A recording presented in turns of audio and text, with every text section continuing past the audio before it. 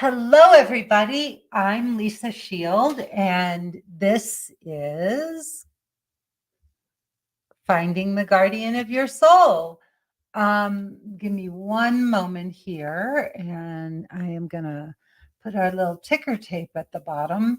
All right, cool. Hi, everybody. I'm Lisa Shield, and this is Finding the Guardian of Your Soul. It is such a pleasure to be here. I am so excited about today's topic. This is one of my favorite subjects. Um, we are going to talk about the dangers of sitting back or leaning back and letting a man chase you. So, this is something that many love coaches love to tell women to do. And I happen to think it is one of the worst pieces of advice someone could give. So, what do they mean by lean back and let a man chase you? Well, what they're telling women to do is kind of like be sitting ducks, to lean back and be passive and stop being assertive.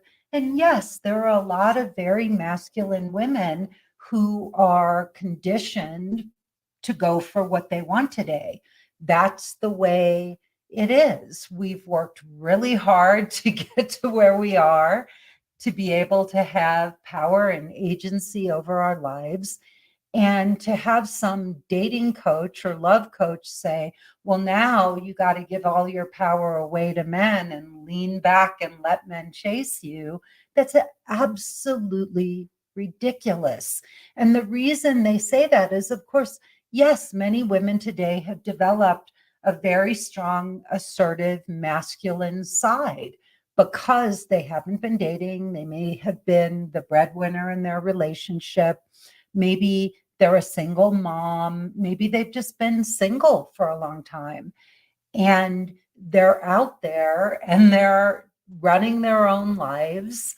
They're doing everything on their own. And they don't know how to welcome a man into their lives because they've adopted this, yeah, I want a man, but I don't need a man kind of attitude.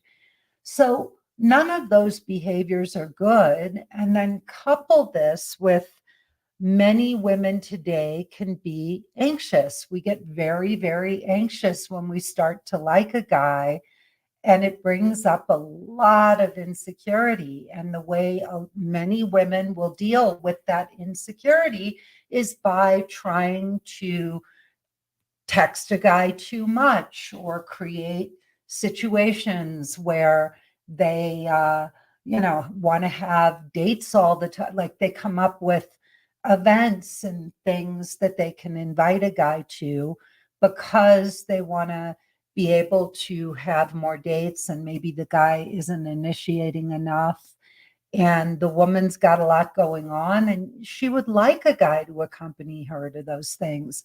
And so she'll start initiating maybe a little bit too much, trying to offer, hey, I've got these tickets or I've got this event or whatever, just to try to get a guy to go along. And she doesn't give him space and room to ask her out. And so it becomes very one-sided, and then she starts to feel insecure and uncertain of herself because he's not initiating, but it's because she's doing a lot of the initiating. So in the work that I do with my women, my smart, successful, competent, accomplished clients like me, I teach them how to take what I call the feminine lead.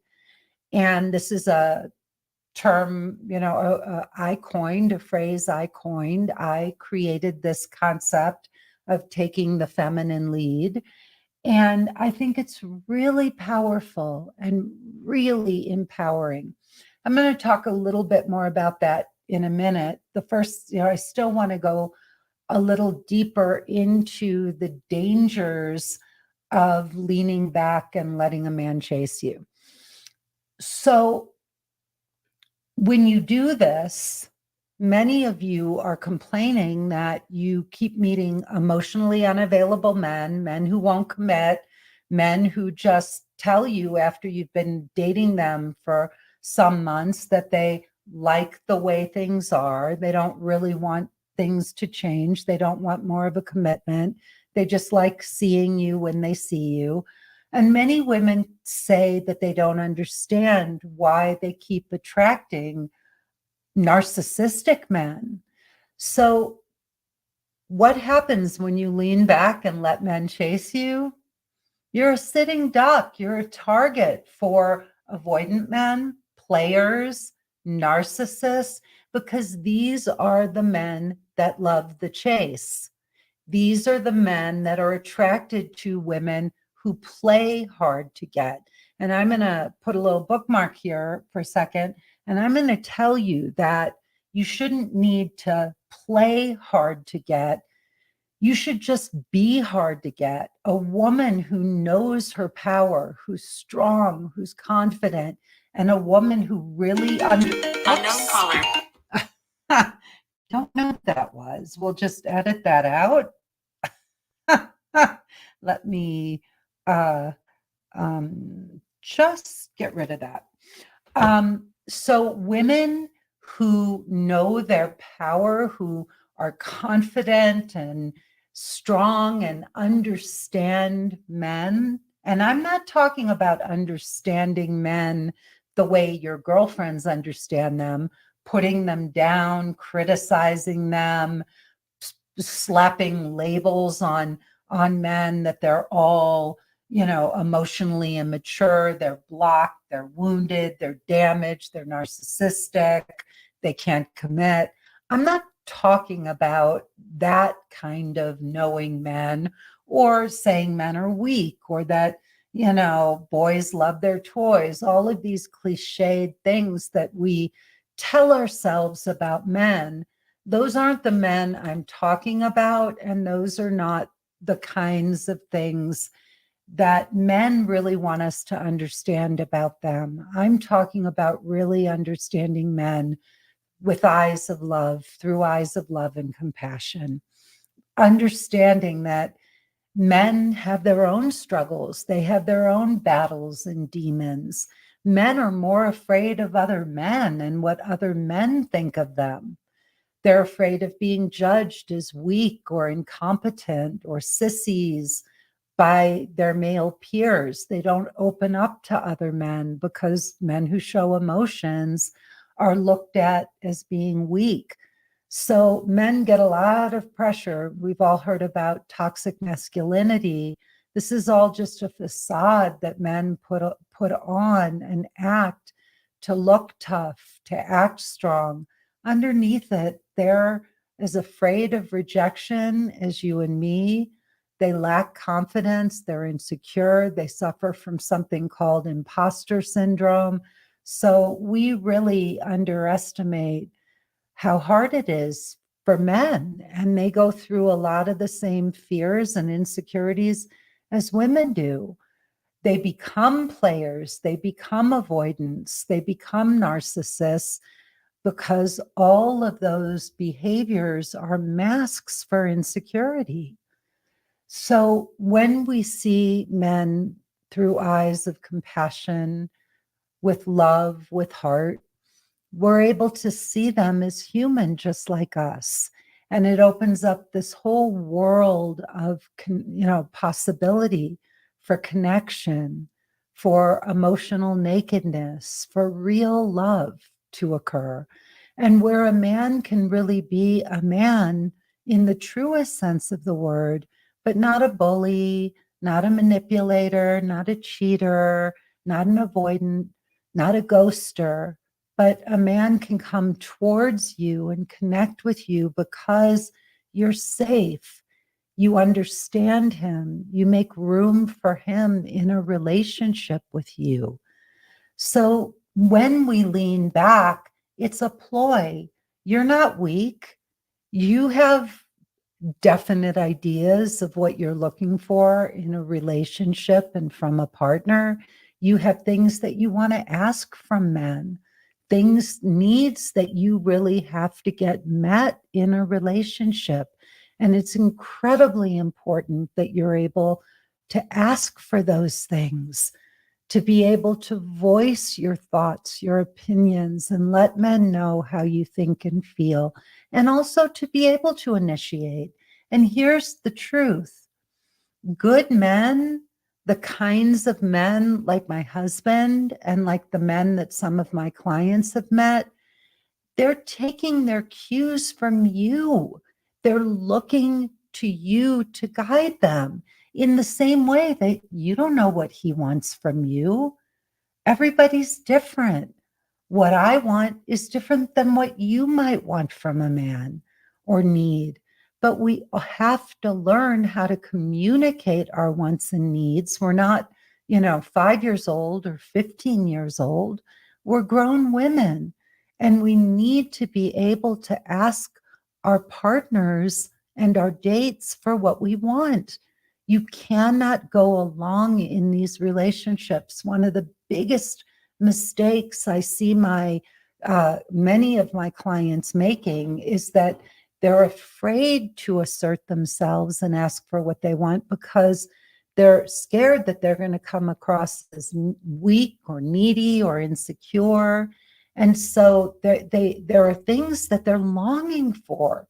They want a man to text them more, to communicate more, to spend more time with them. But what they do is they sit and they micromanage their feelings and they don't say anything. And then they suffer when they're not with the guy because they're not asking for what they want and need. But then when they see the guy, it's almost like being a drug addict. They get an emotional fix and they feel temporarily better. And then they go back to feeling horrible, contemplating breaking it off, but they never do. And they go along in these relationships and they waste time, they suffer, they get attached to men who may or may not even be interested in anything more with them. And the person they're hurting is themselves. And one of the dangers with that is that they don't create, they're not giving a man an invitation to come closer to them. So we have a woman right now in one of our programs, and she's been working with us for a long time. Classic avoidant. She's classically avoidant herself, and she's really trying to break through all of that.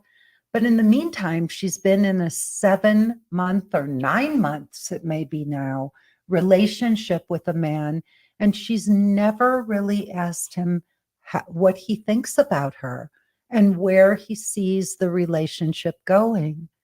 And every time she gets close to asking, she finds more excuses for why she doesn't ask. And this has gone on and on and on. And she's not sleeping at night. She's upset. She's getting, she already knows the answer and she's just afraid of hearing what he might say. And it's really sad because she's a beautiful woman. Will make a man a terrific partner, but she's so afraid to ask for what she wants.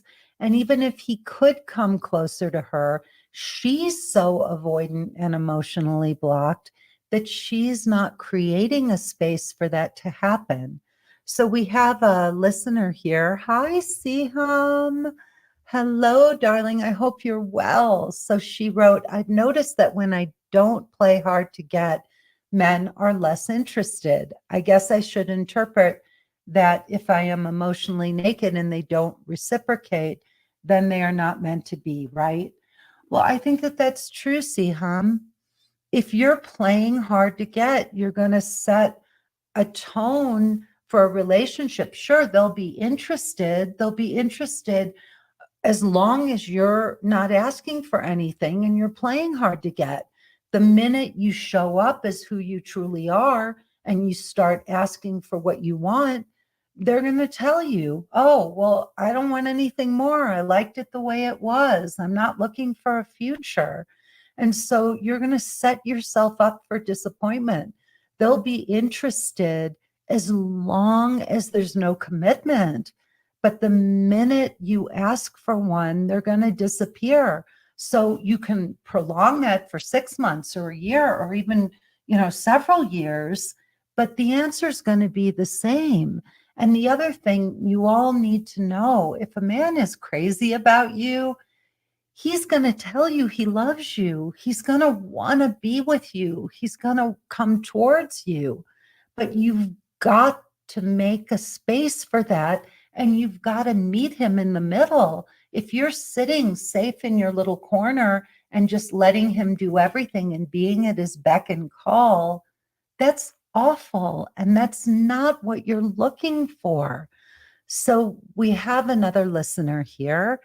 And she said, that was me in my past. Didn't ask because I was afraid of the answer, even though I knew what the answer was going to be based on their actions. Yeah, there's a wonderful saying. It's a little cryptic, but if you really understand the meaning of the saying is the deception of others is rooted in the deception of self. The deception of others is rooted in the deception of self.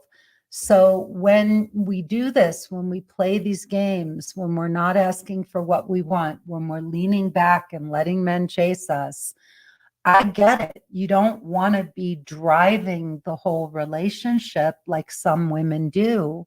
That's not good either. But leaning back and letting men chase you is not the answer. So something you really need to be careful of. Very often when we're doing a certain behavior and it's not working, we think that the answer is to do the opposite of that behavior. So if you're anxious and you're messaging and you're texting, you're over texting and you're driving the relationship, that doesn't work either because you're going to push a man away. But the opposite of that is also not good. Those are just extremes. One is you're too anxious, you're driving the relationship, and you're smothering this person. You're not even giving him space to come towards you, but leaning back and doing nothing and letting men chase you, that's not the answer either. Those are two extremes. So they're opposite sides of the same coin. Do you get this? I'd love to hear from some of you. Do you get what I'm saying? Because this is so important. And so many love coaches are telling women to do this. And it's really bad advice. It's terrible advice because you paint yourself into a corner, like the client I was just talking about. You wind up being a sitting duck and waiting for men to chase you. And all that happens is they use you to their advantage. What guy who's busy, what man who is busy, who has a busy life and is traveling for work and all, wouldn't love to have a woman to come home to who's there? She's good company. She doesn't ask for anything, doesn't put demands on him or his time. She just goes along with him. And he gets to come and go as he pleases. And she is available whenever on his terms. And it's all on his terms. So the opposite is not the answer. So a couple of you have asked, well, what is the answer, right? How do I find the balance? This is what we teach men in our program. My program is 12 weeks long. It's called Emotionally Naked Dating. What we teach you how to do is take the feminine lead. So we give you the verbiage, the language, the behavior for how to pace this, how to ask for what you want, the way to say it, the way not to say it. We teach you how to talk to men in a way that is exciting, that makes you inviting, that's sexy and fun and playful and makes a man want to come towards you. We show you how to own your power. We also show you how not to waste time, not to sit around and date one guy at a time and get emotionally invested and waste months or years of your life. We give you the pacing for when to ask things and how to ask them so that you're checking in periodically with this man in a way that won't scare him away, but where you can start planting seeds and letting him know, hey, I like where this is going. I'd love to know what you think. I'd love to hear what your thoughts are for the future. 6 months from now, where do you see this going? Where do you see us heading? But being able to ask for these things and not just going along in a relationship with somebody and sitting there waiting for him to make all the moves. So one of our listeners said, yes, I do get it. I've been worried I've made too many suggestions on things for us to do. Well, here's the thing. You want to make suggestions and you want to give him options. Men, believe it or not, most men are really traumatized by having to ask women on dates and come up with things to do. One woman may want to have a dinner date and go to a fancy restaurant, and another woman might feel held captive on a date like that. And she may just want to go for a walk or go have coffee for a first date.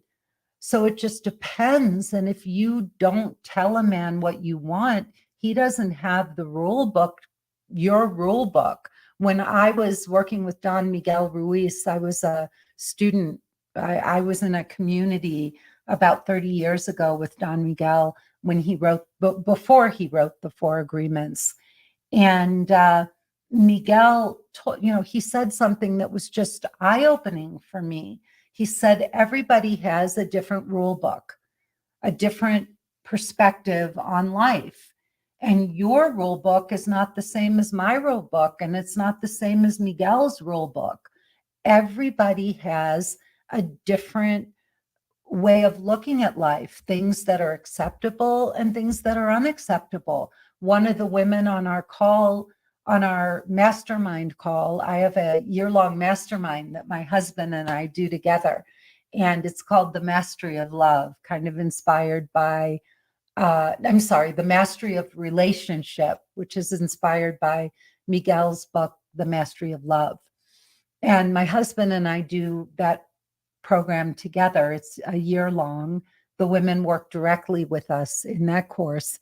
And one of the women last night was asking about drugs and specifically smoking marijuana. And she said a lot of the guys will mention on their Hinge profiles, there's a whole section about drugs that they like to smoke pot, and she doesn't.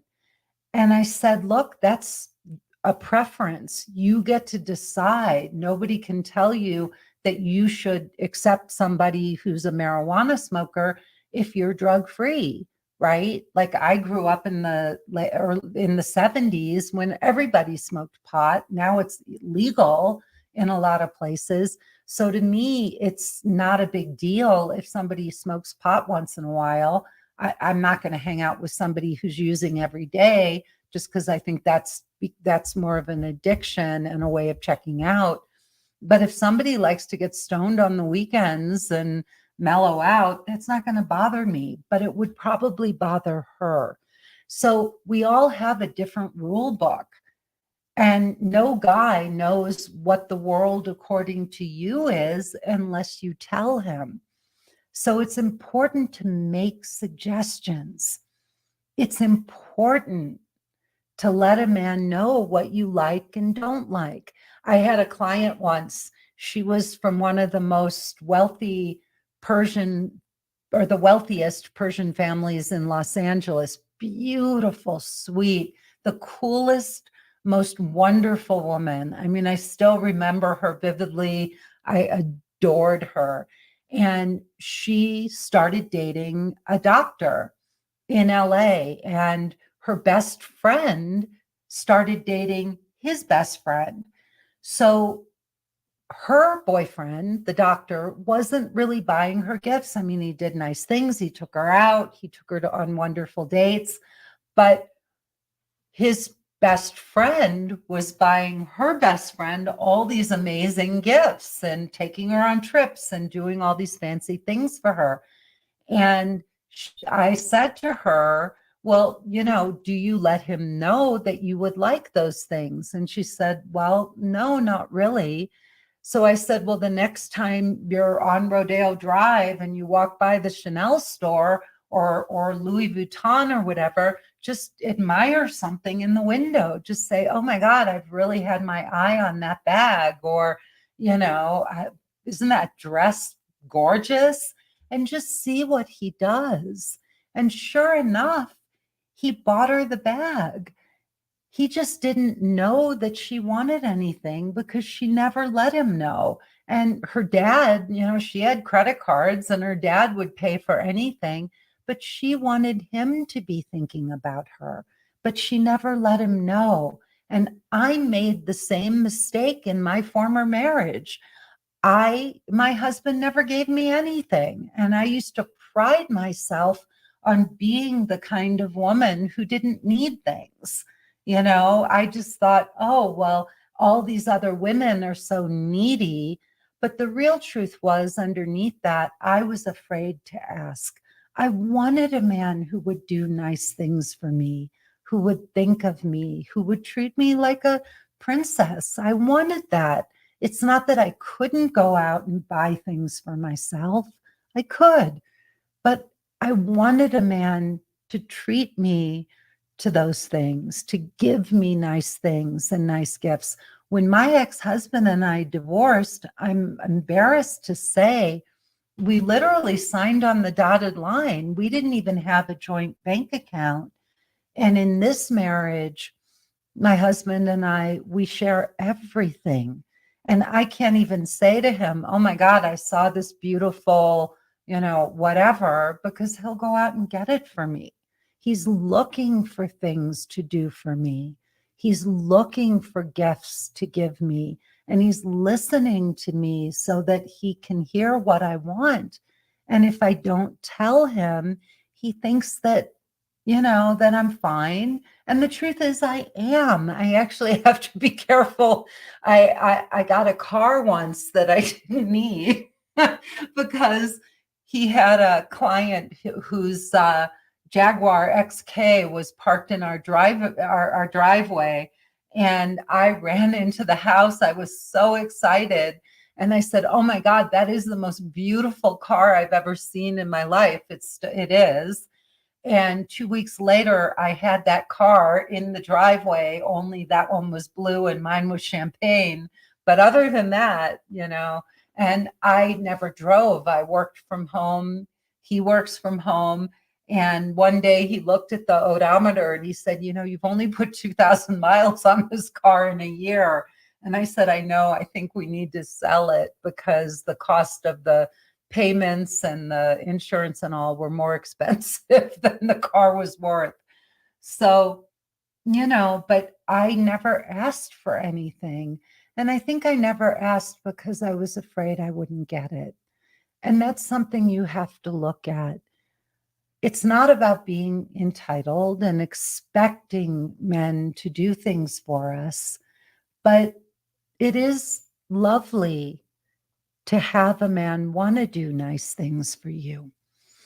And if you want a man to do those things, you have to ask. You have to let him know, hey, when I met my husband, I used to have horrible birthdays as a child. My mother was narcissistic and I would cry, or at least I remember crying on most of my birthdays because she would get upset with me about something. And when I got older, I told my husband, I said, look, I don't care about any holiday any other day of the year, but the one day I do care about is my birthday. And it would mean so much to me if you would plan something just so that I know I won't be alone and that somebody's thinking of me. And Benjamin has gone out of his way. Like he took that on, and I have been on vacations. I have had days planned from the moment I woke up in the morning till the moment my head hit the pillow at night. He has been so thoughtful and so generous and wonderful and made my birthdays so beautiful for the last 20 years that I don't even have to think about it.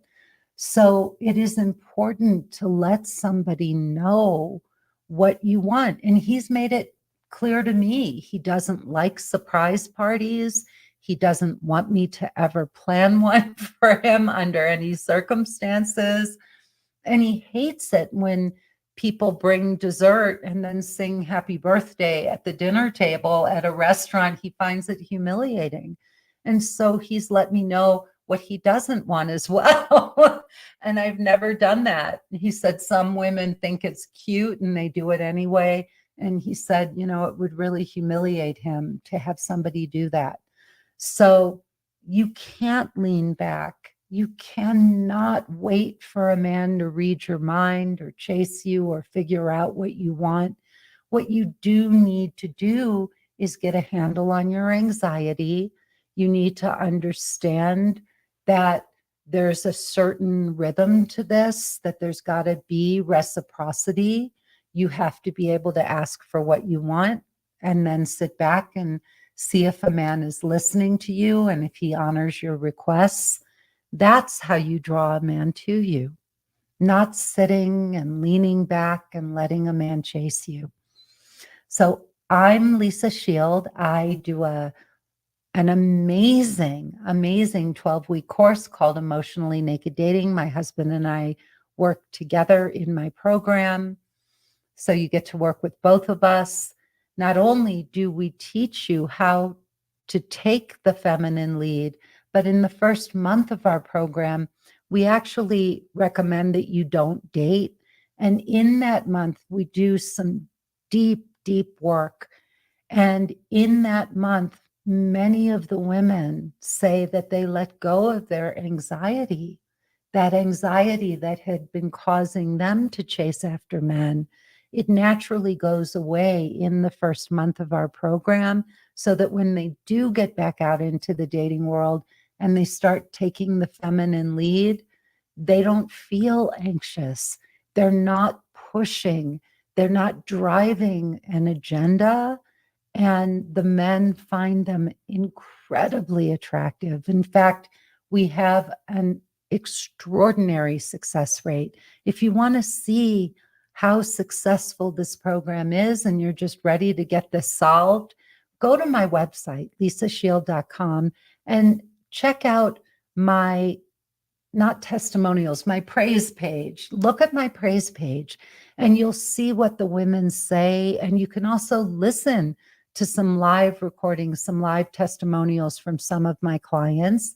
And then if you want to, you can click the button to watch my free 45-minute presentation. And that's where you can book a breakthrough call with me or a member of my team, where we will show you exactly how my program can help you find what we call the guardian of your soul. Please tell everyone you know about these broadcasts. I also do another one on Sundays with my husband. It's called Getting Inside the Right Male Mind. You can subscribe to our podcast anywhere you get your podcasts. You can also send us ideas for topics. We love getting those as well. You can send that to podcast@lisashield.com. You can give me a thumbs up or a heart right here. I love to see those. And you can give us a thumbs up on YouTube. And finally, rate and like this podcast. And we look forward to seeing you next time. Thank you so much. I'm Lisa Shield. This has been Finding the Guardian of Your Soul.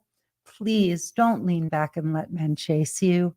It's a big mistake, and you'll attract the wrong man if you do that. Bye bye. Have a wonderful, wonderful rest of your day.